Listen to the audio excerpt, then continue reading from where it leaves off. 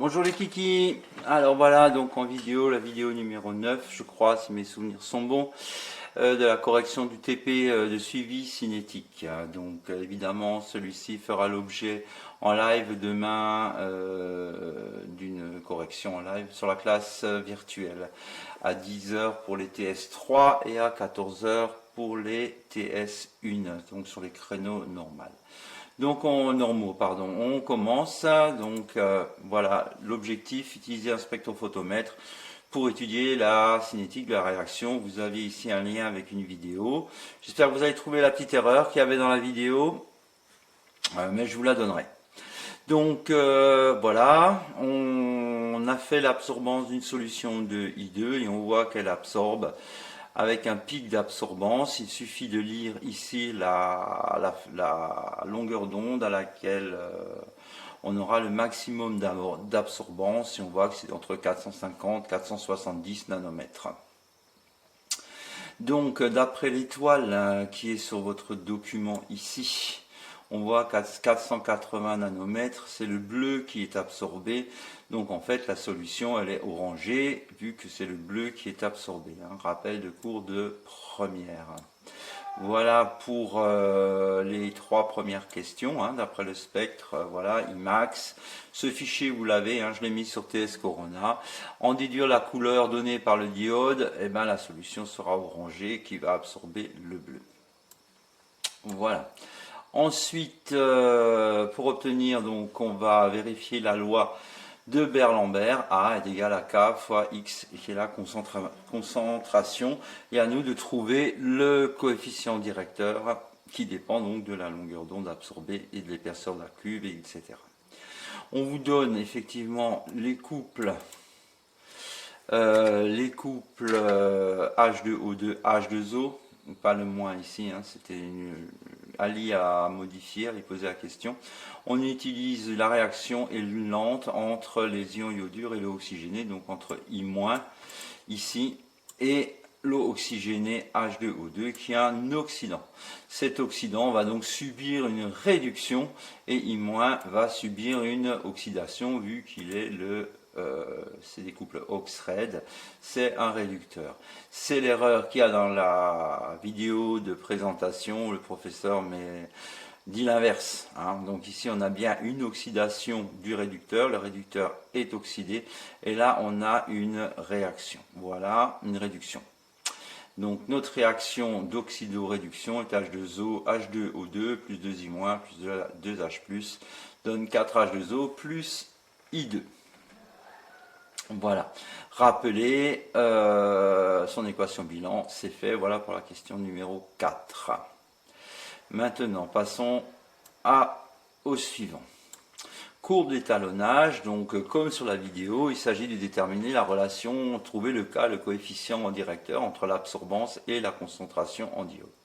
Pour ça, on va produire des solution, on va faire une échelle de teinte en diluant la concentration mère qui est de 2,0 fois 10 puissance moins 3 mol par litre, dans une solution notée S, et on va en préparer 5 ou 6 solutions par dilution. Donc le protocole d'une dilution, je ne reviens pas dessus. Quel est le nom donné à l'opération que vous venez de faire? C'est donc une dilution. Et quelle relation existe-t-il? Je vous rappelle, la maman égale la fille. Donc la quantité de matière en solution mère est égale à la quantité de matière en solution fille, c'est-à-dire Cm fois Vm est égal à Cf fois V fille. Voilà, donc la première c'est la solution mère. La solution S1, on va prendre 5 ml qu'on va mettre dans 50 ml donc, de solution fille. Ça veut dire que VF égale 50 et VM égale 5. Ça veut dire qu'on va avoir un facteur de dilution de 10. C'est-à-dire que la concentration ici sera divisée par 10. On aura du 0,2 millimol par litre. Et ainsi de suite. On obtient un facteur de dilution de 5, ce qui nous fait du 0,4 millimol par litre, etc. Ouais, là, il n'y a pas le 1,6, je ne sais pas pourquoi je l'ai mis celui-là. Hop, hop, voilà, mol par litre, millimol par litre. Donc, ok. On obtient les absorbances suivantes quand on fait quand on fait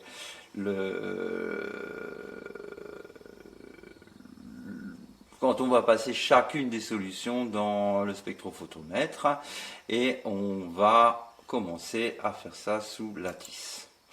Alors sous lattice, voilà, donc je vais tout recommencer à 0. Je vais supprimer. Alors, bon, pour la... non, je ne vais pas supprimer. Donc en fait, voilà, qu'est-ce qu'on a? On a l'absorbance. Donc j'ai repris les valeurs ici, hein, à 51, 2, 10, moins 3, là on avait un 86, un 52, etc. Donc pour faire ce tableau, je rappelle, on fait variable, nouvelle, on rentre le nom, on rentre l'unité, on fait OK. Hein. Donc je ne vais pas le faire ici, je rentre le tableau, voilà, et je vais obtenir... Dans cette, j'ai pris cette fenêtre ici, je vais donc placer l'absorbance en fonction de la concentration de la solution. Donc on peut voir qu'on a affaire à une droite qui est linéaire. On va pouvoir en calculer son modèle. Donc je fais le modèle et je fais A en fonction de C ici. Je choisis ici forcément linéaire et je calcule le modèle. Il va me le faire. Hein. Donc je vais le placer, le modèle de A, le voilà. Donc nouveau modèle, voilà. À la prochaine ligne, OK, voilà. On ouvre et ici, il suffit de lire le coefficient directeur qui est là. Ou bien on peut retrouver le coefficient ici, A est égal à K 925,62 fois C. Donc ça va nous permettre de faire le lien entre l'absorbance et la concentration. Ça, c'est notre premier travail qui était à faire ici. Ensuite, on continue pour la correction. Est-ce que la loi de Berlambert est-elle vérifiée? Oui, elle est linéaire, car A est égal à 925,62 fois la concentration en diode. Quelle relation mathématique entre l'absorbance A et la concentration? C'est AF égale F de X est égal à K fois X, hein, donc K est égal à 925,62, qui est le coefficient de la droite. Jusque-là, normalement, vous deviez savoir faire. On passe à la suite. On va passer à la suite. OK, voilà. Donc maintenant, qu'est-ce qu'on va faire? On va refaire la même chose. On va faire la même chose et on va introduire 1 ml d'une solution de H2O2 à 0,10 mol par litre, une goutte d'acide sulfurique concentré qui va être lui en fait le catalyseur de la réaction, hein, parce que sans cet acide, lui, la réaction ne peut pas avoir lieu. AT égale 0, on déclenche en chronomètre, on introduit en même temps 1 ml de KI, hein, d'iodure de potassium, de telle concentration, 5 mmol par litre, et on va relever la valeur de l'absorbance à différents instants. En utilisant la relation trouvée à la question 9, on va en déduire la concentration du diode. Forcément, si on a l'absorbance, il suffit de diviser cette absorbance par 925,62 pour en obtenir la concentration. Donc, voilà. Ici, le temps en minutes, 0, 1, 1, 5, 2, 2, 3, 3, 5, 4, etc. L'absorbance. Vous voyez que cette absorbance augmente, ça veut dire que la solution se colorie en jaune, orangé de plus en plus en fonction du temps. J'ai calculé ici la I2 en millimol par litre en fonction de l'absorbance. Mais ça, on peut le faire directement dans Lattice Pro. Donc, je retourne dans Lattice Pro.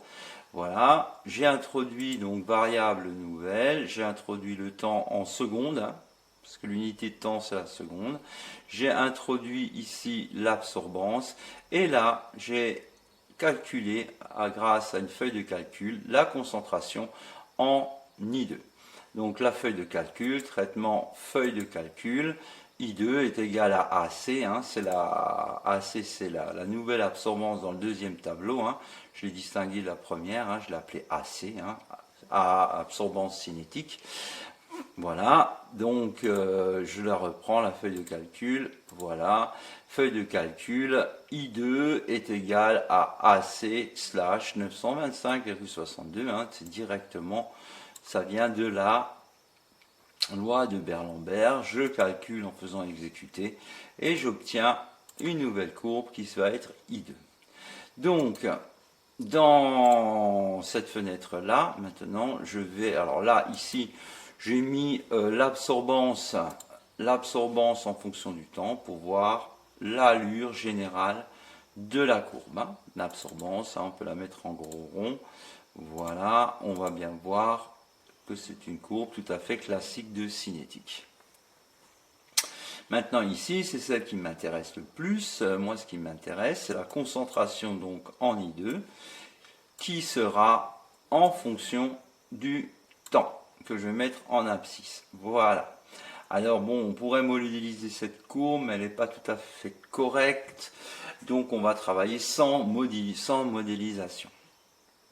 Maintenant, une fois qu'on a cette courbe, voyons voir les questions. Quelles sont les questions? Pour chacune des valeurs complétées, la dernière ligne du tableau, donc c'est fait grâce à Lattice Pro. Tracer la courbe I2 en fonction de T confère Lattice, donc je reviens, hein, c'est cette courbe-là, voilà, elle est là. Qu'est-ce qu'il me reste à faire? Voyons. Exprimer la vitesse de l'évolution du système en fonction de I2. Alors, la vitesse en fonction de I2, ça va être, comme je vous l'avais déjà écrit, je vais prendre un nouveau document, V, je vais mettre en majuscule, donc la vitesse petit v va être égale à, la vitesse petit v sera égale à la vitesse volumique d'une réaction, hein, sera égale à 1 sur le volume de la solution que je multiplie par D2I2, hein, 2I2 par rapport au temps des dt. Voilà. Donc voilà l'expression de la vitesse volumique de variation de cette réaction. Ensuite, déterminer la vitesse à t égale 5 minutes. Comment évolue la vitesse au cours du temps? Alors, à 5 minutes, on pourra par exemple tracer vitesse égale f de t, réfléchir un tout petit peu. Et trouver le temps de demi-réaction. Donc je repasse sur Lattice. Alors, on peut déjà voir à 5 minutes, ça nous fait t en minutes et t en minutes, ah oui, je n'ai pas mis en secondes, ah oui, 5 minutes. Donc on peut prendre notre réticule et voir qu'au bout de 5 minutes, il s'agit bien de ce point-là. Donc j'ai repéré mon point là, hein, d'accord. Je vais y utiliser carrément prendre une tangente et calculer ici la tangente. Tout simplement, je me mets au point, je calcule la tangente, évidemment, la tangente va me donner le coefficient directeur de cette vitesse. Donc je calcule, la tangente de l'équation est ici, la valeur de A, le coefficient directeur, est de 4,14, soit 10 puissance moins 6, que je vais diviser par le volume, qui est ici de 1 ml plus 1 ml, on va dire par 2 ml, et on aura donc par du 10 moins 3, ça nous fera du 4,14 divisé par 2, ça fait 2,07 fois 10 puissance moins 3. Voyons voir l'unité, moins 3 quoi? Des moles par litre et par seconde. Alors, on va faire correctement. Donc, je dis, hop, ça là. Voilà, j'ai des moles que je divise par des litres, que je redivise par, qui sont divisés le tout par de nouveau des litres, parce qu'on a ici 1 sur V, divisé par des litres. Hein. Voilà, non. Divisé par. Donc, des moles par litre, ça c'est la concentration de I2, que je divise à nouveau par des litres, donc ça va me faire en fait diviser par des litres au carré, et par seconde, donc seconde moins 1. Voilà l'unité de cette vitesse volumique de réaction. Voilà. Donc voilà pour trouver ici, on peut faire ça, la vitesse à n'importe quel endroit. Vous avez compris qu'en fait, qu'est-ce qu'on fait? Si on cherche le coefficient directeur, on aurait pu le faire à la main, hein, on aurait pu chercher, si je prends le réticule, sur les deux points qui entourent notre point qui nous intéresse à 5 minutes, on va lire ici la concentration. Si je lis la concentration, elle est de 1,76 fois 10-3, auquel j'enlève 1,27. Là, j'ai le D de I2, hein, divisé par le delta T ici, qui est de, je suis à 4 minutes et 6 minutes, divisé par 120 secondes, et on va obtenir la même chose. Hein. Donc en fait, l'idée maintenant, s'il fallait réfléchir un petit peu, hein, je pose à cette question-là, hein, qu'on pourra par exemple tracer la vitesse f de t. Alors on aurait pu le faire à la main pour chacun des points. Hein. Ceux qui ont un Mac, et ben pas de bol, hein, vous avez dû le faire à la main. Avec la TIS, donc ici, on va pouvoir exprimer la vitesse en fonction du temps en minutes. Il me reste 5 minutes. Bon, c'est bon. Comment j'ai obtenu tout simplement ceci? Eh ben, j'ai appelé, j'ai calculé, j'ai fait un traitement, j'ai fait un calcul spécifique et j'ai dérivé. Qu'est-ce que j'ai dérivé I2 en fonction du temps? J'ai simplement dérivé ça et j'obtiens cette courbe-là. Alors effectivement ici, forcément, parce que là on démarre un tout petit peu et après ça commence, hein, on devrait avoir une courbe un petit peu comme ceci. Là on voit on a une petite chute, mais bon ça c'est rien. C'est de l'expérience, hein, c'est pas des maths, hein, on a de l'expérience ici. Donc on voit la vitesse en temps réel en fonction du temps et on voit bien que cette vitesse décroît. Et si on regarde à 5 minutes avec le réticule, tout à fait comme tout à l'heure, on se met à 5 minutes et on va pouvoir lire la vitesse. Hein. On était à 2,14 fois 10-3 et là vous voyez on a 2,07 fois 10-3, ce qu'on avait calculé tout à l'heure. Voilà. Qu'est-ce que je voulais encore dire là-dessus? Le temps de demi-réaction, c'est quoi? C'est qu'on va chercher l'avancement final. Ici, il est à 2,5. Hein, on tire une tangente ici. Et on va se retrouver à 2,5 fois 10-3 mol par litre. La moitié, donc je prends mon réticule. La moitié de 2,5, c'est 1,25 que je me place ici. Voilà, 1,25 et je n'ai qu'à lire en dessous le temps de demi-réaction qui est de 3 minutes 53. Voilà, donc les réponses sont ici, hein, 3 minutes, c'est-à-dire 238 secondes. Voilà pour ce TP. Donc de manière générale, qu'est-ce qu'on va vous demander au bac pour la cinétique? Quels sont et comment évolue une réaction en fonction des facteurs cinétiques, hein. Moyen mnémotechnique, une soirée, plus c'est chaud, plus on s'agite. Hein. Plus c'est chaud, meilleur l'ambiance est dans une soirée, donc il y aura plus de choc, la réaction va augmenter. La pression c'est pareil. La concentration, forcément, plus il y a de monde, mieux c'est. Et forcément, si le monde il est tout serré les uns contre les autres, ou bien s'il y a de l'espace entre, il y aura plus de surface et tout le monde pourra avoir des chocs. Donc les 4 facteurs cinétiques, température, concentration, l'état de la matière et évidemment l'ajout d'un catalyseur. Bon, on va passer très rapidement maintenant, il me reste 52 secondes. Non, j'ai pas le temps, je vais en refaire une toute petite vidéo pour le petit exercice qu'on avait à résoudre dans le cours. Là, on a vu le plus important, savoir trouver un temps de demi-réaction, calculer une vitesse, quels sont les facteurs cinétiques. Tout est là. Voilà pour cette vidéo. J'espère que ça vous a plu. Bye bye.